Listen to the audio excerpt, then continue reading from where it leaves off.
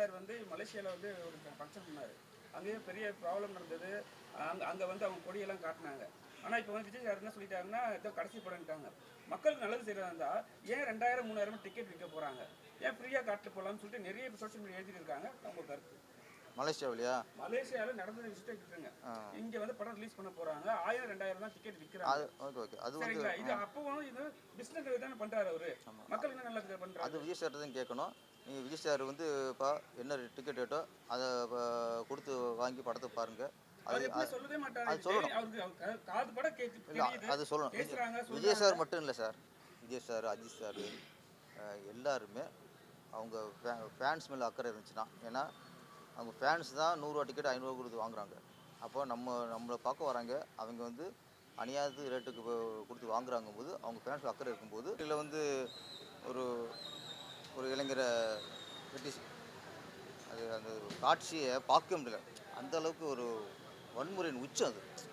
ஆமாம், அதை பார்த்த ஒவ்வொருத்தரும் இங்கே வந்து வெட்டினவன் தமிழனா, வெட்டுப்பட்டவன் நார்த் இந்தியனா, அதெல்லாம் இல்லை.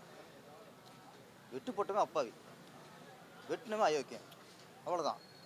மக்கள் பார்க்கும்போது அந்த இவ்வளோ மிருகத்தனமாக இருப்பாங்களா, இவ்வளோ வெறி கொண்டு இருப்பாங்களா அப்படிங்கிறது எல்லாருக்குமே ஒரு இதாகிடுச்சு.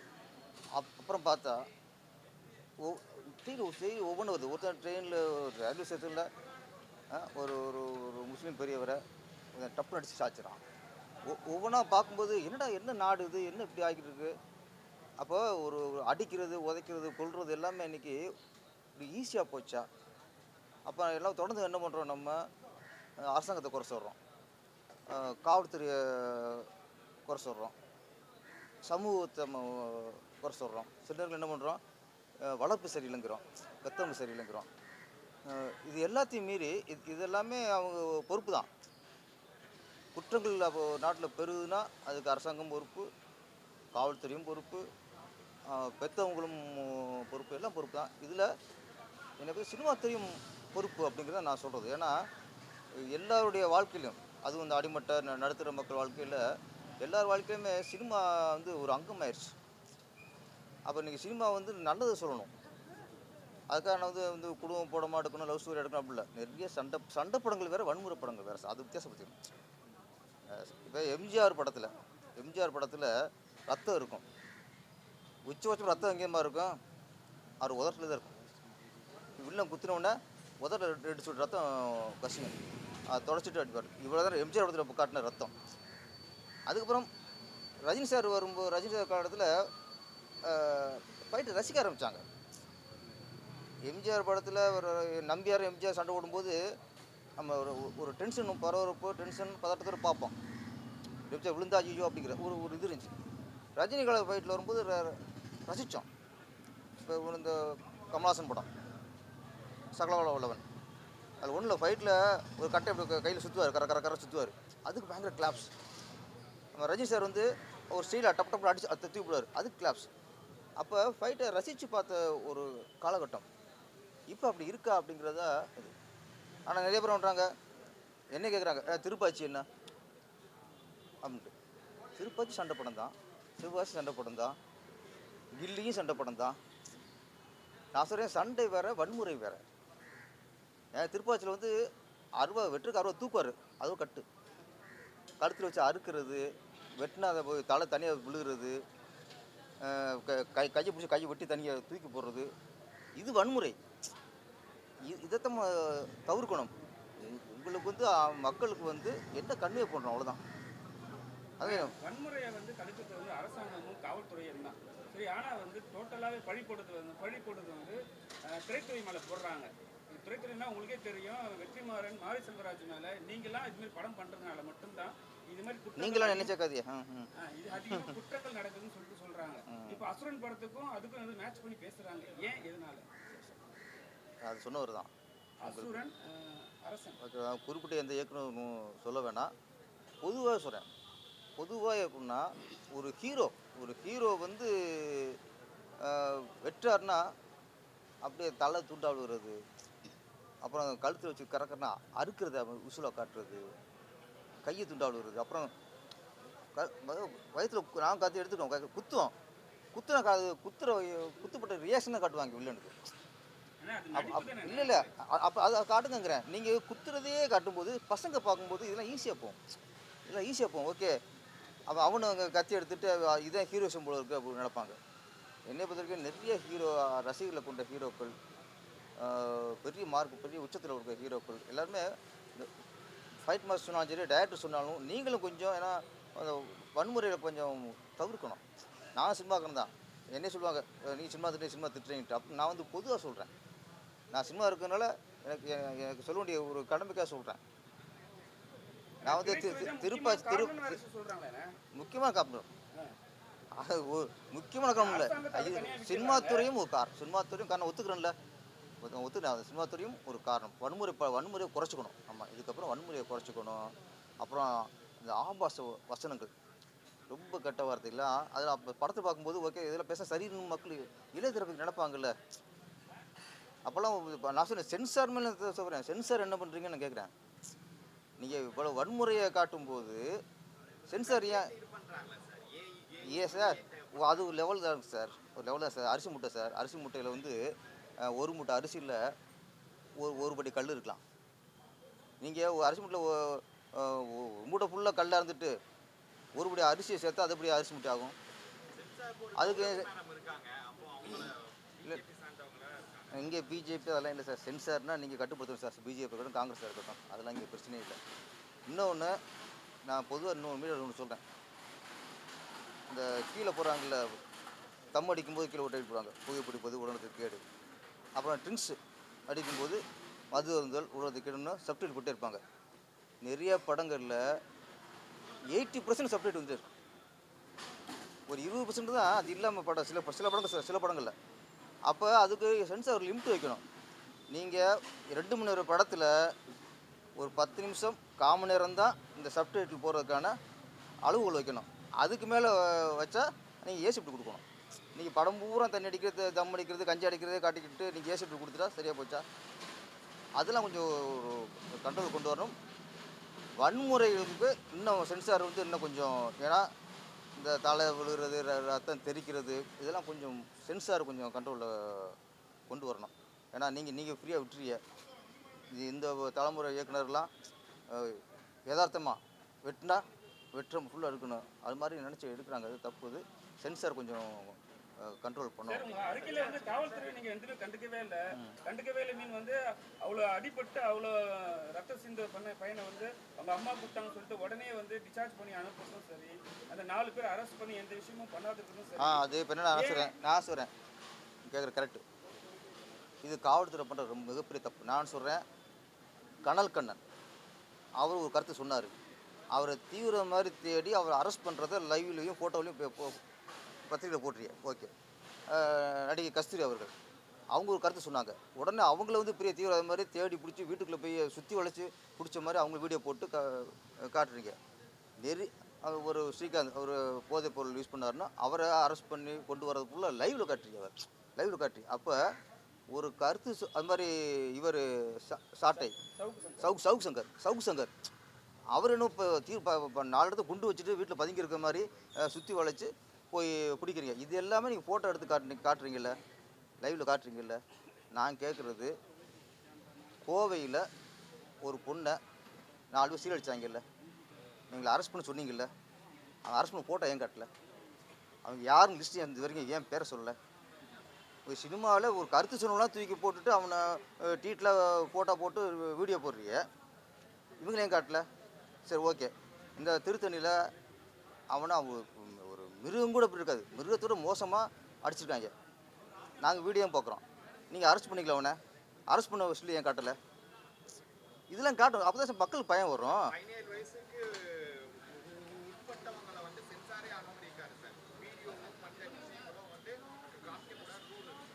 நீங்கள் அப்புறம் இதுக்கு இது வீடியோலாம் போடுறிய? நீங்கள் சார் ஃபோட்டோ காட்டுறதா இல்லை சார், நீங்கள் வந்து கோர்ட்டு தண்டனை வேறு, சிறார்களுக்கு என்ன தண்டனைங்கிறது அதுக்கு அடுத்த விஷயம். அவனை அரெஸ்ட் பண்ணதை காட்டணும்ல. நாங்கள் எப்படி மக்கள் இப்படி நம்புவாங்க? நீங்கள் அரெஸ்ட் பண்ணலையா, நாங்கள் எப்படி நம்புவாங்க? சரி, ஓகே, சிறார் அடைச்சிங்கல்ல, அதுக்கான ஆதாரத்தை காட்டுங்க. நான் சொல்கிறேன், இதுக்கெல்லாம் ஒரு கனல் கண்ணனுக்கு, கஸ்தூரிக்கு, சவுக்கு சங்கருக்கு லைவ்ல போகுது. எது கருத்து சொன்னவங்களுக்கு. ஆனால் கருத்து கொள்றவனுக்கும் கற்பழிக்கிறவனுக்கும் உடனே காணும். ஓகே, அதே மாதிரி அண்ணா பல்கலைக்கழகத்தில் ஒரு பொண்ணை ரேப் பண்ணான்ல, சீரடிச்சான்ல, அவனை அரெஸ்ட் பண்ணதை கொண்டு போனதை காட்டினீங்களா? சரி, அவர் என்ன சிறார் அவர்? இதெல்லாம் ஏன் சார் காட்டல? நீங்கள் ஒரு கருத்து சொல்லுன்னு அரெஸ்ட் பண்ணுறதையும் அது போட்டு இவ்வளவு நீ கீட்டில் காட்டும்போது இவ்வளவு கொலை கொடூரமாக பண்ணுறானுங்க. இவங்களை பூரா இங்கே ஒரு தகவல் தான் வருது. என்ன பண்ண தெரிய மாட்டேங்குது. இது எல்லாமே நீங்கள் ரகசியம் வச்சுக்கிறீங்களா? நான் எதுக்கு சொல்கிறேன்னா, எங்களுக்கு காட்டுங்கிறக்கா இல்லை, இதெல்லாம் நீங்கள் காட்டினா தான் மக்களுக்கும் போய் சேரும். ஓகே, அரெஸ்ட் பண்ணுறாங்க, அப்போ இந்த இளைய தலைமுறைலாம் கொஞ்சம் பயம் வரும். தண்டனை முக்கியம் இல்லை சார். ஒருத்தன் கொலை பண்ணிட்டான், அவனுக்கு தண்டனைங்கிறது முக்கியம் இல்லை எங்களுக்கு. கொலை பண்ணனுக்கு என்ன தண்டனை கிடைக்குது? அப்போ இது மாதிரி கொலை பண்ணிட்டு என்ன உணவுக்கெல்லாம் பயம் வரணும். தண்டனைங்கிறது தப்பு உணவு கொடுக்கறது மட்டும் இல்லை, தப்பு நினைக்கிறவனுக்கும் பயம் வரணும். அப்போ தான் அந்த குற்ற சதவீதம் குறையும். நீங்கள் எதுவுமே இது எல்லாத்தையுமே இது காட்டாமல் செய்தியாகவே போட்டுக்கிட்டீங்கன்னா வாசகம் தான். இவர் அரெஸ்ட் பண்ணியாச்சு, இங்கே சீரார் பண்ணி அடிப்பாச்சு, இவங்களை காலையிலேயே பிடிச்சிட்டோம், அந்த கோயம்புத்தூரில் சீரழிச்ச அந்த பொண்ணை சீரழிச்சவங்கள நாங்கள் பிடிச்சிட்டோம். இப்போ இது செய்தி தான். எங்கேயா ஃபோட்டோ காட்டுங்க. சரி, ஓகே, கோயம்புத்தூரில் சிறார்கள்லாம் போதையில் இல்லைன்னு சொல்லிட்டாங்க. அது ஓகே, நாங்கள் ஒத்துக்கிறோம், சரி போதையில் இல்லைன்ட்டு. ஆனால் அவங்க கையில் எப்படி கத்தி அது மாதிரியே கொடூர ஆயுதங்கள் கிடைக்கிது? அது காவல்துறை கண்காணிக்கணும். காவல்துறை தான் இதுக்கு ஒரு சுற்றி வளைக்கணும். இன்னொன்று சார், போலீஸ் ஸ்டேஷனில் சார் இப்போல்லாம் ஒன்றே ஒன்று சார், அரசியல்வாதிகளுக்கு உள்ள அனுமதி இல்லைன்னு போர்டு போடுவோம் சார். ஃபஸ்ட்டு ஒவ்வொரு போலீஸ் ஸ்டேஷன்லையும் கரை வேஸ்ட்டு உள்ள அனுமதி இல்லை சார். கரை வேஸ்ட்டு கட்டி போலீஸ் போனாலே தப்பு சார். முதல்ல அதை கொண்டு வரணும் சார். இங்கே அடிபட்டவன் பாதிக்கப்பட்டவன் எளியவனாக இருக்கான், அடித்தவன் வலிவனாக இருக்கான். அப்போ அடிபட்ட எளியவன் போலீஸில் போகும்போது அவன் வந்துடுறான், கரை வெட்டி கட்டி வந்துடுறான், பணக்காரன் வந்துடுறான், பெரிய பதவி உள்ள வந்துடுறான். போலீஸ் யாரும் சொல்லி கேட்கும்? மிகப்பெரிய இங்கே தவறு என்னென்னா, காவல்துறை நியாயமில்லை சார். மக்களுக்கான நண்பன் சொல்கிறான், இல்லை மேன்மக்களுக்கான நண்பன். அதான் 6 கோடி பேர் இருக்காங்க, 7.5 கோடி பேர் இருக்காங்க. 7.5 கோடி பேர் எங்கேயா ஒரு தப்பு நம்ம நடக்கலாம் செய்யும். அத்தனை தப்புமே ஆட்சியாளர்கள் தான் காரணம்னு சொல்லக்கூடிய அந்த அந்த எத்திக்ஸ் எப்படி சார் இருக்கும்? இல்லை நான் சொல்கிறேன், நான் இல்லை இப்போ இல்லாம கட்டி வச்சு பண்றான். அதுக்கும் அரசாங்கத்துக்கும் என்ன மாதிரியான இப்போ அரசாங்கம் இங்கே உள்ள மந்திரி தான் அறுவடை எடுத்து கொடுத்து வெட்ட சொன்னா நான் சொல்கிறோம். நாங்கள் அதை சொல்கிறோம். தப்பு இல்லாமல் எந்த நாடு இருக்கா சார்? எந்த ஆட்சியிலும் தப்பு இல்லாத ஆட்சி நடந்திருக்கா தமிழ்நாட்டில்? இந்தியாவில் நடந்திருக்கா? நீ பிஜேபி இருக்கட்டும், காங்கிரஸாக இருக்கட்டும், திமுக இருக்கட்டும், அதிமுக இருக்கட்டும், தெலுங்கு தேசமாக இருக்கட்டும், எல்லா ஆட்சியும் நடக்கும். ஆனால் சதவீதம் முக்கியம். டெய்லி ஒரு இந்த வன்முறை செய்தியில் வரும்போது அப்போ ஒரு அரசாங்கம் பொறுப்பாயிருது. தப்பு இல்லாமல் எப்படி ஒரு நாடு இருக்கும்? நடக்கும். அது எந்த அளவு? அது வேணும்ல. நீங்கள் டெய்லி வாட்ஸ்அப்பு திறந்தா ஒன்று, ஃபேஸ்புக்கு திறந்தா ஒன்று, பத்திரிக்கை பார்த்தா ஒன்று, அப்படிங்கும்போது ஆட்டோமேட்டிக்காக நான் சொல்லணும்ல, இது பார்க்கும்போது ஆளுங்கட்சி மேலே ஒரு அவசரம் மக்களுக்கு வந்துடும். இந்த கேள்வி உங்ககிட்ட கேட்டால் கரெக்டாக இருக்கும்.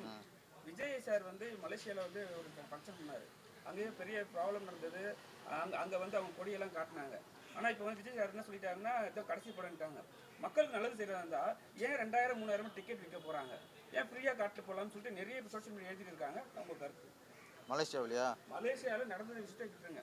இங்கே படம் ரிலீஸ் பண்ண போகிறாங்க. 1000 2000 தான் டிக்கெட் விற்கிறாங்க. சரிங்களா? இது அப்பவும் இது பிஸ்னஸ் தானே பண்ணுறாரு அவரு. மக்கள் என்ன நல்லது பண்ணுறாரு? அது விஜய் சார் தான் கேட்கணும். நீங்கள் விஜய் சார் இப்போ என்ன டிக்கெட் ரேட்டோ அதை கொடுத்து வாங்கி படத்தை பாருங்கள். அது சொல்லணும். விஜய் சார் மட்டும் இல்லை sir, Vijay sir, Ajith sir, எல்லாருமே அவங்க ஃபேன்ஸ் மேலே அக்கறை இருந்துச்சுன்னா, ஏன்னா அவங்க ஃபேன்ஸ் தான் 100 ரூபா டிக்கெட் 500 கொடுத்து வாங்குறாங்க. அப்போ நம்மளை பார்க்க வராங்க, அவங்க அநியாயத்து ரேட்டுக்கு கொடுத்து வாங்குறாங்க போது அவங்க ஃபேன்ஸ் அக்கறை இருக்கும்போது அவங்க அறிக்கையை விட்டணும். தயவு செய்து இந்த 2 மூவியும் இப்போ இது பண்ணுது. இதுக்குள்ள அரசியல் இருக்குமான்னு எல்லாருமே கேள்விகள் ஏற்படுறாங்க. ஊடகங்களும் கேள்வி கேட்குறாங்க, ஃபேன்ஸும் கேள்வி கேட்குறாங்க. உங்களுடைய பார்வைக்கு இந்த மாதிரியான போட்டியை நீங்கள் எப்படி பார்க்குறீங்க? நாளைக்கு ஆடியோ லான்ச் அதே டைமில் தான் ஜனநாயகோட ட்ரெய்லரும் மிஸ் ஆகுது. ஸோ இந்த கிளாஷை எப்படி பார்க்குறீங்க? இப்போ இது வந்து ஃபஸ்ட்டு அரசியலை பார்க்கல. ஏன்னா இது 9 ஜனநாயகன் 9ஆம் தேதின்னு அனௌன்ஸ் பண்ணிட்டாங்க. பராசக்தி வந்து 14ன்னு அனௌன்ஸ் பண்ணாங்க. அது வரைக்கும் யாரும் அரசியலை பார்க்கல. திடீர்னு நாங்கள் ஜனநாயக பராசக்தி வந்து 10ஆம் தேதி மாற்றும்போது 1 ரிலீஸ் பண்ணும்போது தான் எல்லாருமே இப்போ வேணும்னு பண்ணுறாங்க. என் ஃபஸ்ட்டே பண்ணிருக்கேன். நான் முதல்லையே ரெண்டும் ஒரே டேட்டு அனௌன்ஸ் பண்ணியிருந்தா இது அரசியல் தெரிஞ்சிருக்காது. ஏன்னா சினிமா வந்து ஒரு படம் தான் வரணும் அவசியம் இல்லை. 2 3 படம் ஒரு இடத்துக்கு வரலாம், அது தப்பே இல்லை. ஆனால் டேட்டு டக்குன்னு ஒரு மாற்றின உடனே அப்போ தான் இங்கே அரசியலை பார்க்கப்படுது. அப்போ வேணும் பண்ணுறாங்களா அப்படின்னு மக்கள் நினைப்பாங்க. அது மக்கள் நினைக்க வச்சது அவங்க தான். டேட்டு மாற்றலாம் எங்களுக்கு பிரச்சனை ஒன்றும் இல்லை. லாஸ்ட் ஒரு மாற்றம் வருமா சார்? 2026ல வர வர விஜய் ஆதரவு வந்து மக்கள் மத்தியில பெருகிட்டே இருக்கு. இது ஒரு மாற்று அரசியலா இருக்குமா? மாற்று அரசுங்கிறத கூட்டணி வச்சு தான் முடிவு பண்ண முடியும். யார் கூட விஜய் கூட்டணி? அது அவர் தான் முடிவு பண்ணணும். உங்களுடைய பார்வையில் அவர் திமுக திருப்பி ஆட்சி வரக்கூடாதுன்னு நினச்சாருன்னா அது விஜய் சார் யாரோட கூட்டணி வைக்கணுமா அப்படின்னு அவர் தான் முடிவு பண்ணணும். உங்களுடைய பார்வையில அதிமுக யார் யார் திமுக எதிர்க்கிறாங்களோ அவங்கள ஒன்று சேரணும். அப்போ ஆட்சி மாற்றம் வரும். அடுத்த ஒரு கேள்வி, இன்னைக்கு சிறிய படங்கள் தான் தமிழ் சினிமாவை காப்பாற்றுது, அது எல்லாருக்குமே தெரியும். அப்படி இருக்கும்போது சிறிய படங்களுக்கு தியேட்டர் கிடைக்கிறது இல்லை அப்படின்னு சொல்லி நேற்று ஒரு சங்கீத படத்தில் வந்து ஆலங்கத்தை போட்டாங்க. ஒரு தமிழனுடைய வாழ்க்கை வரலாறு உண்மை கதையை படமா எடுத்திருக்காங்க, அதுக்கு ஒரு ஸ்கிரீன் கூட கொடுக்கல அப்படின்ற அவங்களுடைய ஆதங்கத்தை கொட்டினாங்க. அப்போ இனிமேல் தமிழ் சினிமா சின்ன இல்லை, சுரேஷ் காமாட்சியோட வீடியோ பார்த்தேன். ரொம்ப மனசு கஷ்டமாக இருந்துச்சு. ஏன்னா இப்போ இந்த சிறிய படம் தான், ஆனால் ப்ரொடியூசர் பெரிய ப்ரொடியூசர். அப்போ அவங்க மேக்ஸிமம் ஒரு தேட்டர் பிடிக்க முடியும் அவங்களால. ஏன்னா அவங்களுக்கு ஏற்கனவே படம் பண்ணியிருக்காங்க, அதனால் அந்த செல்வாக்கு வச்சு பிடிக்க முடியும். இப்போ அந்த படம் நல்லா ஹிட் ஆன உடனே திருப்பி தேட்டரில் இன்க்ரீஸ் ஆகுது. அப்போ சிறைங்கிறது சின்ன படம் தான், இன்றைக்கி அது பெரிய படம் ஆயிடுச்சு. இப்போ இன்றைக்கி வந்து ஃபஸ்ட்டு ஒரு 50-60 போட்ட தேட்டர் இன்றைக்கி வந்து 100 தாண்டுது. அப்போ சிறு படங்கள் அப்படிங்கிறது வெற்றி அடைஞ்சால் அது பெரிய படம். பெரிய படம் நீங்கள் 1000 தேட்டர் போடுறீங்க, 4ஆவது நாளில் பாதி தேட்டர் காணாமல் போயிடுது. அப்போ பெரிய பட்ஜெட் படம் சரியில்லைன்னா அது சின்ன படம், அவ்வளோதான். அப்போ நீங்கள் பெரிய படத்தை பூரா நம்புறீங்க, பெரிய ஆர்டிஸ்ட் படத்தை பூரா நம்புறீங்க, நம்பி போடுறீங்க, எல்லாம் உங்களுக்கு கை கொடுத்துச்சா? பெரிய ஸ்டார் உச்ச நட்சத்திரம் போடுறீங்கல்ல, நீங்கள் நினச்ச மாதிரி எல்லா படம் உங்களுக்கு வசூலை கொடுத்துச்சா, கை கொடுத்துச்சா? நீங்கள் நினச்சி நடந்துச்சா? சின்ன படத்தையும் நம்ப மாட்டேங்கிறீங்க. நீங்கள் சின்ன படத்தை நம்புங்க சார். நீங்கள் ஓடினா தான் சார், படம் ஓடினா தான் நீங்கள் கன்னியூ பண்ண போகிறீங்க, இல்லை தூக்க போகிறீங்க. ஆனால் அவங்களுக்கு வாய்ப்பு கொடுங்கங்கிறேன். அதுக்காக நீ ஒரு 8 ஸ்க்ரீன் இருக்குது அப்படின்னா ஒரு மாலில் நீங்கள் 8 ஸ்க்ரீன் தர வேணாம், ஒரு ஸ்க்ரீன் கொடுங்க. ஒரு ஸ்க்ரீன் கொடுங்க, பாருங்கள், 2 நாள் டைம் கொடுங்க. இல்லையா வேறு படம் போடுங்க. நீங்கள் சின்ன படம், சின்ன ஹீரோ, சின்ன டைரக்டர் அப்படிங்கும்போது அது என்ன பண்ணுறீங்க, தீண்டத்தகாத நினைக்கிறீங்க, தீண்டத்தகாத படமாக நினைக்கிறீங்க. இங்கே நீங்கள் சினிமாங்கிறது எல்லாம் சேர்ந்து நீங்கள் வசூல் பண்ணுறீங்க. தேட்டருக்காரர் வந்து சினிமா இல்லாமல் சினிமா தேட்டர் இருக்க முடியும்? சினிமா இல்லாமல் எப்படி சினிமா தேட்டர் இருக்க முடியும்? நீங்கள் அதில் பெருசு சிறுசுன்னு நீங்கள் பாவுடு பார்க்குறீங்க. அதனால் கொஞ்சம் நீங்கள் தேட்டருக்கு கொஞ்சம் இடம் கொடுங்க, சின்ன படத்துக்கு கொஞ்சம் இடம் கொடுங்க. அதே மாதிரி மாசுப்பிரமணியம் அவர்கள் ஒரு கேள்வி சொல்லியிருக்காங்க. என்னன்னு கேட்டீங்கன்னா, தமிழகத்தில் கஞ்சா விற்பனை, போதைப் பொருள் விற்பனை 0% இருக்கு அப்படின்னு சொல்லியிருக்காங்க. உங்க கருத்துப்படி தமிழகத்தில் இல்லை அவர் ஆளுங்கட்சியில் மந்திரியாக இருக்கும்போது அப்படின்னு சொல்லுவார். ஆனால் ஹாஸ்பிட்டலே கஜா செட்டு வந்துருக்கு. ஆமாம், அதான் அவர் ஆளுங்கட்சியில் இருக்கார்ல, அடுத்து எலெக்ஷன் ஒரு சீட்டு வரணும், திருப்பி மந்திரி ஆகணும். அப்படிங்கும்போது எப்படி கஞ்சா இருக்குன்னு சொல்லுவார்? கஞ்சா இருக்குன்னா அவர் மந்திரி இருக்க முடியாது.